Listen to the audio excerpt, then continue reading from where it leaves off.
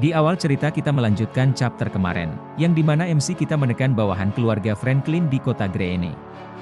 Tekanan macam apa ini? Ucapnya ini membuatku dipaksa berlutut. Lalu MC kita berkata, HM, aku senang kau mengakui kesalahanmu.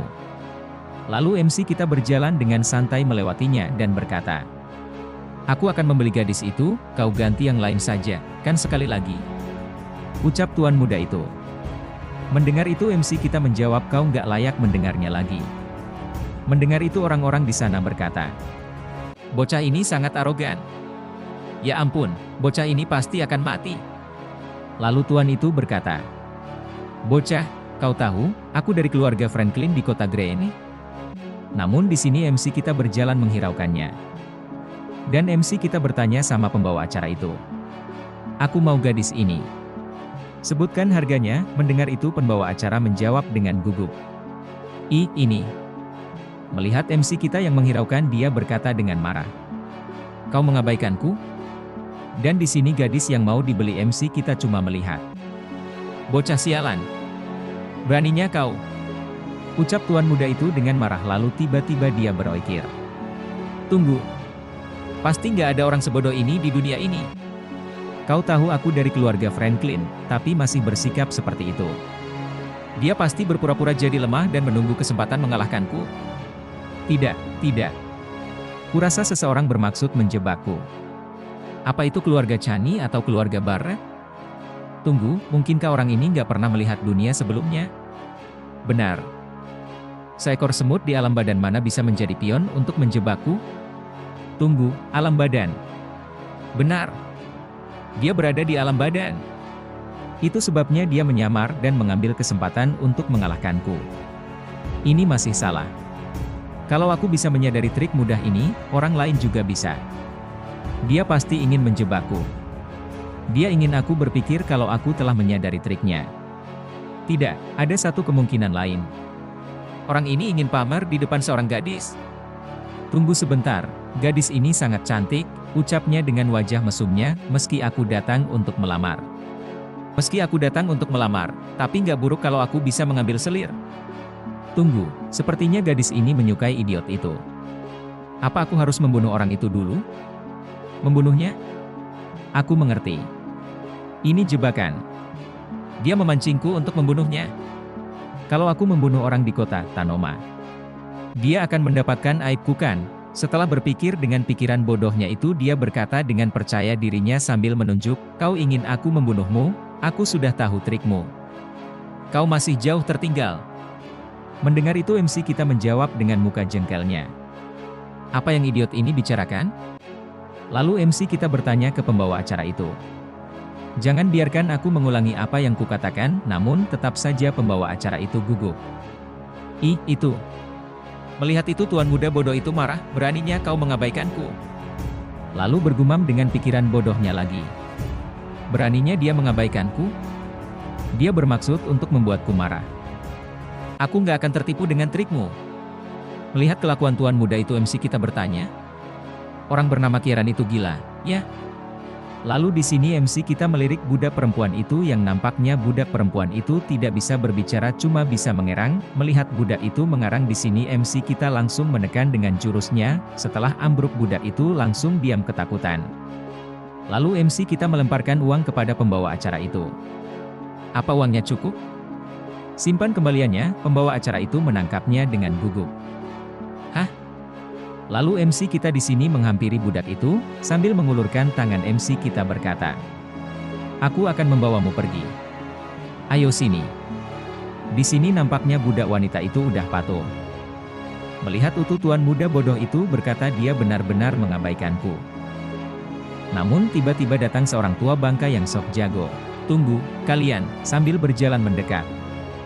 Dia berkata dengan sopan kepada tuan muda bodoh itu, wah, Tuan Kieran. Aku tidak menyangka bisa bertemu dengan Tuan di sini. Lalu di sini tua bangka itu berkata dengan angkuh di depan MC kita. Bocah, beraninya kau merebut barang Tuan Kieran? Sepertinya kau sudah bosan hidup, ya? Cepat pergi. Kalau tidak, aku akan memberimu pelajaran. Melihat itu MC kita cuma tersenyum dan berkata, orang yang nggak takut mati lagi-lagi muncul. Lalu di sini Tuan muda bodoh itu bertanya-tanya, yang tampaknya Tuan muda bodoh itu tidak tahu sosok tua bangka itu. Siapa dia? Aku belum pernah melihatnya. Sepertinya dia penggemarku. Bagus, aku nggak bisa melakukan, tapi aku bisa menggunakannya untuk membereskan orang itu. Tunggu, aku mengerti, hanya ada satu kebenaran. Lalu tuan muda itu berkata dengan bodohnya. Kalian berdua berada di pihak yang sama.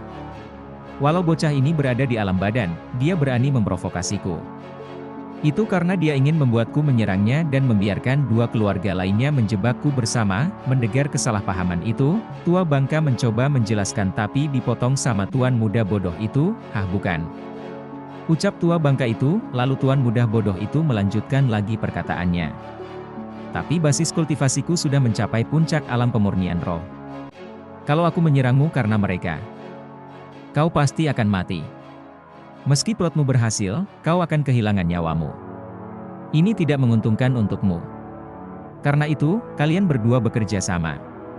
Dari luar, itu seperti bawahanku melukaimu atas perintahku, tapi basis kultivasiku sudah mencapai puncak alam pemurnian roh. Kalau aku menyerangmu karena mereka, kau pasti akan mati. Meski plotmu berhasil, kau akan kehilangan nyawamu. Ini tidak menguntungkan untukmu. Karena itu, kalian berdua bekerja sama. Dari luar, itu seperti bawahanku melukaimu atas perintahku. Setelah itu, dua keluarga lainnya akan mengambil kesempatan ini untuk menjebakku, tapi, pada kenyataannya, kalian berdua berada di sisi yang sama. Kau menyuruhnya menyerangmu untuk melindungi nyawamu bocah, kau nggak menyangka, kan? Rencana kalian sangat sempurna, tapi aku tetap bisa mengetahuinya, ucapnya si tuan muda bodoh itu. Mendengar itu orang-orang yang mendengar ikut berkata, meski aku nggak tahu apa maksudnya, tapi Tuan Kieran benar. Ya, Tuan Kieran benar. Lalu di sini tua bangka itu mencoba menjelaskan. Tuan Kieran, saya tidak mengerti maksud Anda, tapi saya berada di pihak Anda. Lalu di sini si tuan muda bodoh itu menjawab dengan pedenya. Diam, aku nggak punya hubungan denganmu. Melihat itu MC kita bertanya-tanya. Apa semua orang kota Greene itu gila? Berurusan dengan orang seperti ini hanyalah membuang-buang waktu. Lalu di sini MC kita berkata sama budak perempuan itu. Mulai sekarang, kau adalah orangku. Apa kau bersedia mengakuiku sebagai tuanmu? Dan nampaknya di sini budak itu marah dan berkata, Groahaye. Melihat itu kita menjawab dengan wajah mengancamnya.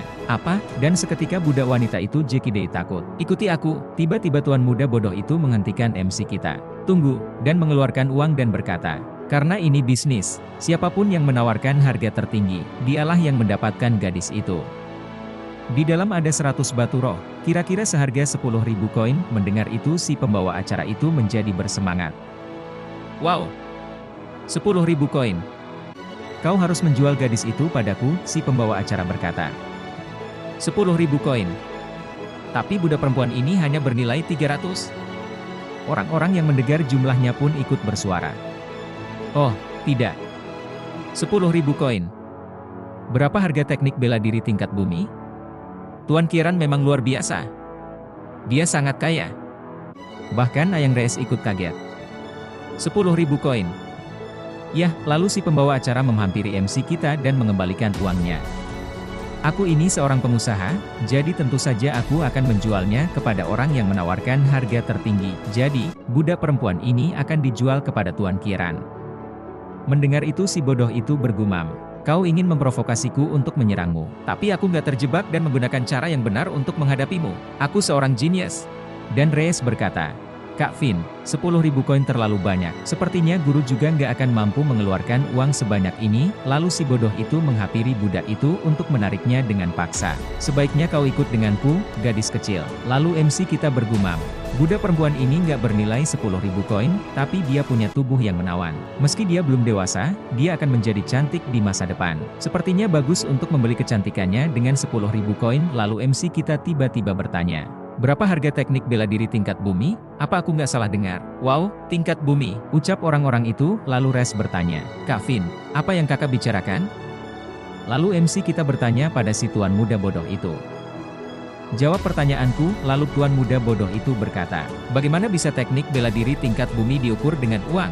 Untuk keluarga Franklin, teknik tingkat bumi hanyalah, tiba-tiba dia tersadar yang nampaknya yang tadi dibicarakan karena terkena jurus dari MC kita. Apa? Ada apa denganku barusan? Kenapa aku menjawab pertanyaannya tanpa sadar? Bahkan aku hampir mengungkapkan rahasia keluarga Franklin, gumamnya lalu berkata. Kalau kau harus mengukur teknik bela diri tingkat bumi dengan uang, teknik tingkat bumi pertama setidaknya bernilai 30.000 koin. Makin tinggi tingkatnya, makin mahal harganya, lalu MC kita berkata pada si pembawa acara. Aku akan menukar teknik tingkat bumi pertama dengan budak perempuan ini. Mendengar itu si pembawa acara kaget. Hah, ini? Namun orang-orang di sana tertawa meremehkan. Hehe, hanya teknik tingkat bumi pertama. Lalu di sini rupanya mulai sadar dan menjadi syok. Pertama, tingkat bumi, tingkat bumi pertama, hanya untuk budak perempuan. Mendengar itu tuan muda bodoh itu berkata, Kak, kau benar-benar gila. Apa kau tahu arti teknik tingkat bumi? Lalu di sini nampaknya ada tetua yang mengawasi MC kita. Anak itu berasal dari sekte awan hijau, kan? Teknik tingkat bumi? Hehe, tidak ada seorang pun di sekte awan hijau yang akan menawarkan teknik tingkat bumi, apalagi kau. Anak muda memang berani dan kompetitif, lalu seorang bawahannya berkata, Tuan, bagaimana kalau saya pergi ke, namun seorang tetua memotong. Gak perlu, lagi pula, mereka gak menimbulkan masalah. Kalau mereka berani menantangku, aku akan membiarkan mereka tahu siapa yang bertanggung jawab di sini. Mendengar itu bawahannya menjawab dengan patuh. Baik, lalu beralih ke MC kita. Tapi aku nggak membawa buku teknik tingkat bumi denganku. Aku akan menyuruh orang mengirimkannya padamu nanti. Mendengar itu si pembawa acara itu kaget. Hah? Ayo pergi, ucap MC kita ke Ayang Reyes. Melihat itu si tuan muda bodoh itu tertawa. Hahaha, aku pikir kau benar-benar punya teknik bela diri tingkat bumi. Ternyata kau hanya membual, nggak membawanya, pembohong. Yang benar itu kau nggak punya, dan di sini nampaknya Ayang Reyes khawatir terhadap MC kita. Kak Vin, itu adalah teknik bela diri tingkat bumi. Melihat kekhawatiran Reyes, MC kita menjawab. Jangan khawatir, aku tahu apa yang kulakukan. Lalu di sini tua bangka yang syok jago itu maju melesat menyerang MC kita. Kau pikir kau mau kemana? Tuan Kieran, aku selalu setia padamu. Beraninya kau mengambil milik Tuan Kieran? Kau sudah bosan hidup? Ya, lalu si bodoh Kieran bergumam. Dia mulai menyerang. Selanjutnya orang ini akan melukai bocah itu. Dengan begitu, plot mereka akan berhasil. Karena aku secara khususkan kalau dia bukan orangku, lalu di sini nampaknya serangan tua bangka itu tidak mempan terhadap MC kita. Sangat kuat, aku nggak bisa mendekatinya, lalu MC kita menoleh. Dengan sekali sorotan mata MC kita orang tua itu langsung terpental meninggal. Apa yang terjadi? Pria itu pingsan. Entahlah, mungkin itu semacam sihir, ucap orang-orang itu keheranan. Aura yang menakut. Kak, bahkan saat aku bersama kakekku, aku nggak merasa seperti ini. Siapa orang ini?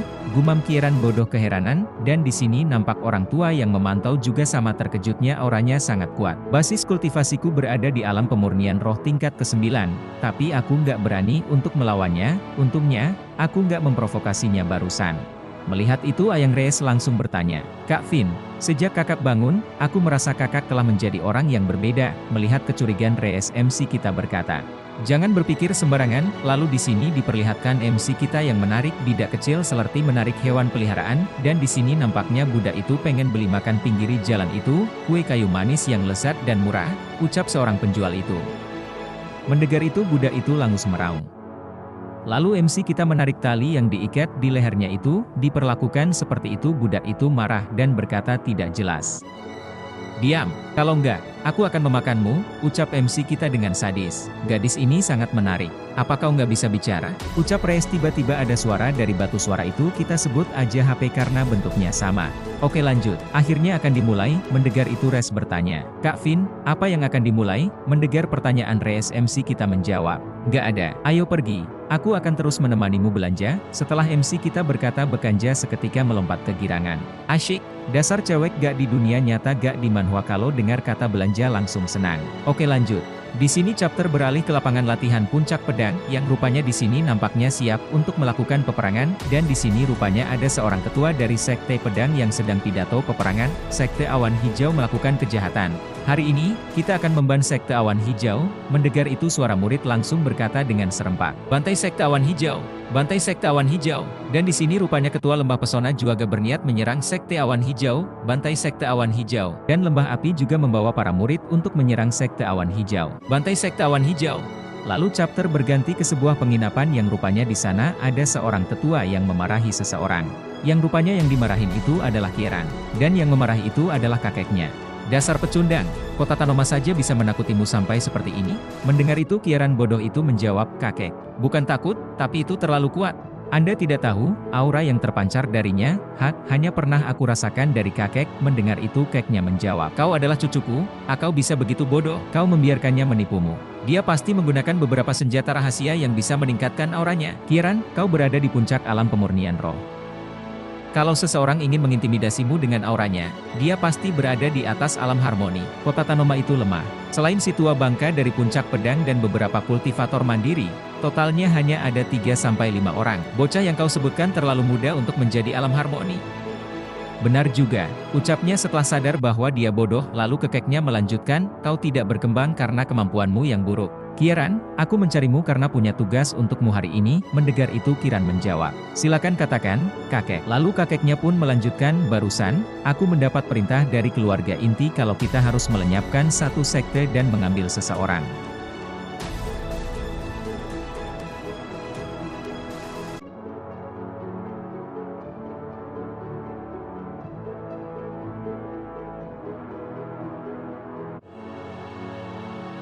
Tiga tahun yang lalu, Tetua Lunaci berhasil menerobos ke alam harmoni tingkat kedua, lalu mengasingkan diri lagi.